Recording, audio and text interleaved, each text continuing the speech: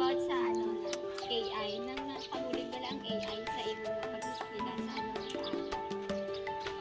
For me, yes of course, makabulig ang AI sa akong pag-eskwela.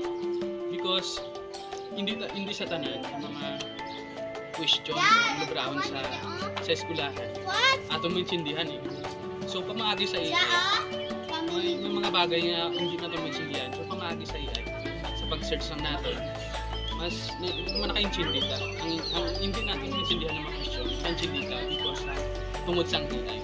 So kag mas kapadali o mas badasig pa lang mga lubrahon. Kung may ara, AI nga ginatawag.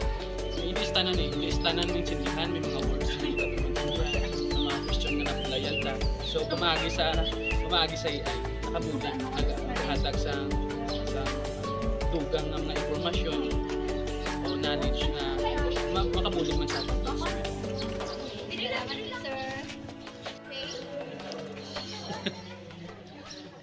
So, good morning, ma'am. So, may about, sa ako nito mangkot is all about AI. Nakabulig pala ang AI sa iyo. Pagsan yung Ano ba inang website na siya nga gina-search ka na bilang isang estudyante na syempre dapat grafon isa hindi na madatanong hindi siya makaya nga may sa isa ka oras so ano na hindi ako pa-search para makapagdali ako ng break wala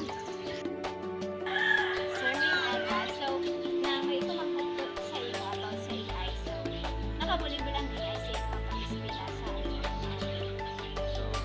Sa ako lang bukod sa pag-translate sa mga English tapos ang hindi mo naiintindihan nga mga discuss sa imo ni sir hindi nga mo